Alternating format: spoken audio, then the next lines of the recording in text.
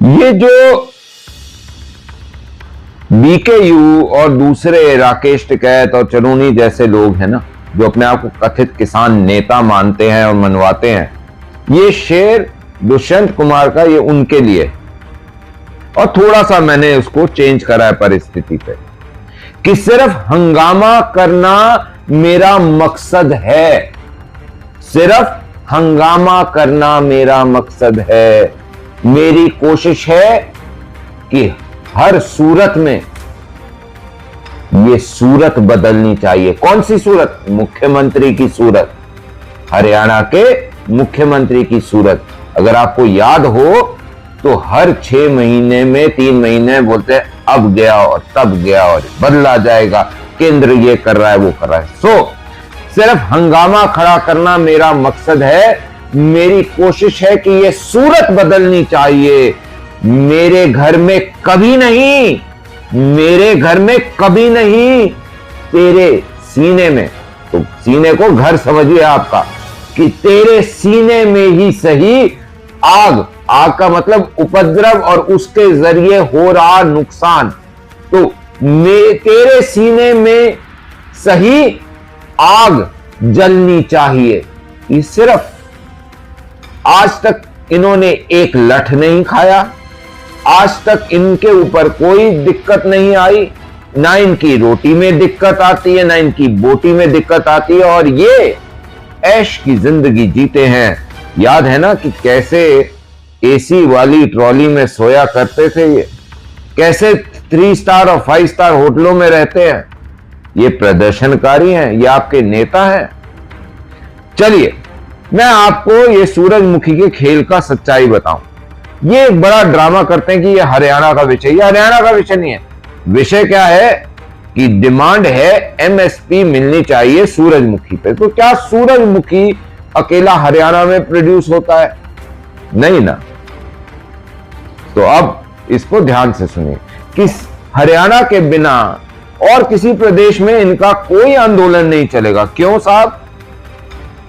Remote control चलाने वाले ने बोला नहीं ना कि वहां भी चलाओ, वहां की पेमेंट नहीं मिली होगी, तो ये अपने बॉसों से पूछे कि हरियाणा के अलावा और कहीं करना, क्योंकि पंजाब के अंदर 3800 रुपए में हमारे साथ, ना वहां का क्लाइमेट अलग है, ना वहां पे लेबर अलग है, ना वहां पे डीजल का बहुत फर्क है, ना वहां पे बिजली का बहुत फर्क है, तो ये सारी जगह तो अनुकूल एक जैसी है, तो वहां पे 3800 रुपए में खरीदी जाती है और 6400 रुपए एमएसपी है। तो फर्क कितना हुआ साहब? जी हां, कितना हुआ? मात्र 1600 रुपए, है ना। अब आप आइए कि ये वहां क्यों नहीं कर रहे? वहां पे मीटरों के लिए, बिजली के मीटर के लिए प्रदर्शन चल रहा था, वो आज पंजाब पुलिस ने लठ बाज बाज के भगाया है, इनको मारा खींच खींच के।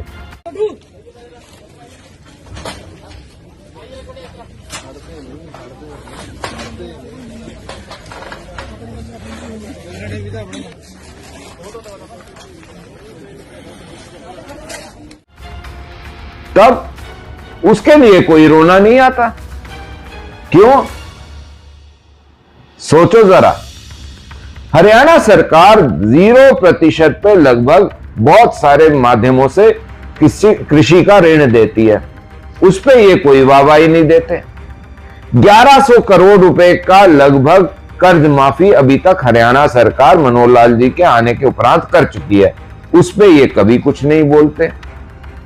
7.5% अधिक मुआवजा दे चुके हैं हम अभी तक, फ्रॉम प्रति एकड़, या कह लीजिए, या दूसरे विषयों पे कह लीजिए, जो एक पर्टिकुलर मुआवजे का एक सिस्टम होता है, उसकी एनहांसमेंट की बात करता हूं year per year.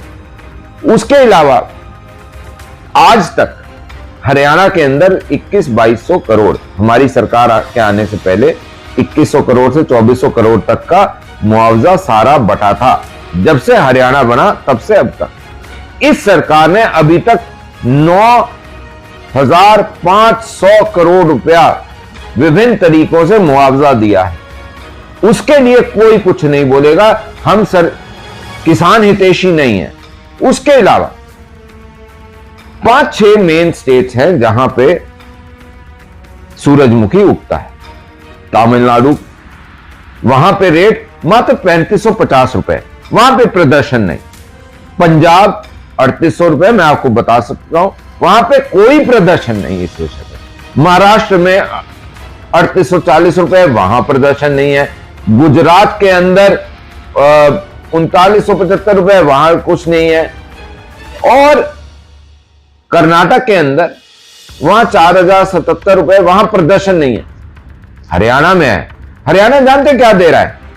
Haryana HAFED के माध्यम से मिनिमम थ्रेशोल्ड लेवल जो बनाया हुआ है, वो बनाया हुआ है 4850 रुपए। तो 4850 रुपया हरियाणा देता है साहब हैफेड के माध्यम से। उसके उपरांत 1000 रुपए भावांतर भरपाई का इंटरिम बेनिफिट लोगों को, किसानों को हम दे चुके हैं। ये नहीं कि देंगे, दे चुके हैं, उनके अकाउंट में जा चुका है डीबीटी के माध्यम से। तो 1000 रुपया वो हो गया, 4850 ये हुआ। हम अभी तक क्या दे रहे हैं? 5850। 6400 में से 5850 गए तो कितना रह गया फर्क? 550 रुपए। अब आगे सुनते जाइए। 1600 के लिए लड़ाई नहीं, 1800 के लिए लड़ाई नहीं, 550 के लिए लड़ाई। बाजरे की जब खरीद हरियाणा ने करी, उस समय राजस्थान से, पंजाब से बाजरा लाके यहां बेचा गया। हमने पोर्टल के माध्यम से यहां पे जब ये लगाया था कि जी आप अपनी फसल, मेरी फसल मेरा ब्यौरा के अंतर्गत जमा कराइए और बताइए, तो उसमें भी विरोध हुआ था इनका। क्योंकि ये जो फर्जीवाड़ा सिस्टम करते हैं ना, कि दूसरी स्टेट से सस्ता खरीद के अपने यार आड़तियों के साथ मिलकर ये चरूनी जैसे लोग बिकवाते हैं और फायदा उठाते हैं, वो एक मुसीबत। उसके उपरांत मैं आपको ये बताऊं कि ये जो पोर्टल था मेरा फसल मेरा ब्यौरा, इसको मांग आई कि दोबारा खोला जाए। और जब दोबारा खोला गया तो तब 17,000 एकड़ के करीब और लोगों ने बोला कि हमने सूरजमुखी बोई है। लेकिन उन्होंने उससे पहले डाला हुआ था कि हमने कनक बोई हुई है। अब कनक का पकने का समय और सूरजमुखी का बोने का समय दोनों ओवरलैप होता है 1.5 महीने से। तो 1.5 महीने पहले वो फसल काट के अपनी फसल कच्ची उतार तो नहीं देंगे, और पकी हुई फसल लगने के बाद अगर सूरजमुखी बोई है तो वो उगेगी नहीं सही।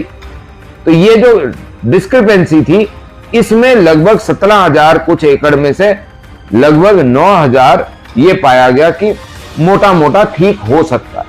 उसकी भी जांच चल रही है कि उसमें से कितना वास्तविक है, कितना नहीं है। तो एक बारी वो हो जाए तो उसको भी ऐड ऑन कर लेंगे।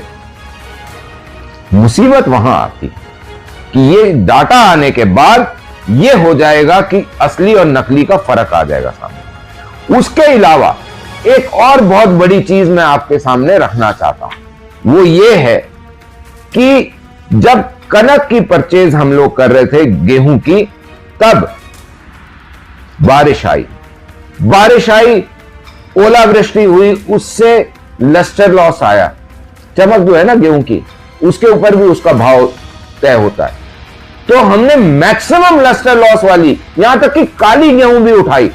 ओम प्रकाश धनखड़ जी ने जब वो कृषि मंत्री थे तब बोला था, और उसके बाद भी जब प्रदेश अध्यक्ष बने तब भी उन्होंने बोला कि हम ये सुनिश्चित करेंगे कि अगर ओलावृष्टि हो तो ओले सरकार के खाते में गिरेंगे, किसान के सर पे नहीं गिरेंगे। और वो हमने करा, करके दिखाया। जितनी गेहूं थी सब उठा डाली, काली गेहूं भी उठा डाली। लेकिन तब किसी एक किसान नेता ने यह नहीं बोला कि हरियाणा की तरह करके दिखाए कोई, क्योंकि इन किसान नेताओं को उससे कोई फर्क नहीं पड़ता। अब मेरा इस वीडियो के माध्यम से बड़ा स्पष्ट कहना कि आप जितने किसान नेता हैं वो किसी एजेंसी पर कोई विश्वास ना करो। आप और विपक्ष अपनी अपनी फहरिस्त बना दो, 10 की, 12 की, 15 की। वो फहरिस्त क्या होगी? आकलन। और ये आकलन करने के लिए कि किसान का सबसे ज्यादा फायदा कब और कैसे हुआ, और वो सभी मीडिया चैनल को दे दो। उनको रिसर्च करने दो, सभी एजेंसियों को दे दो कि वो जो रिसर्च करें और अपनी अपनी रिपोर्ट दें। और मैं दावे के साथ कह सकता हूं कि पिछले 9 साल मोदी मनोहर के राज में हरियाणा के अंदर किसान का जितना फायदा हुआ है, पूरी उम्र लगा लेंगे ये विपक्षी, तब तक भी नहीं कर पाए थे। ये इतना काम किसान के लिए करा है। तो अब झूठ और सच का फैसला आप करिए और सवाल पूछिए।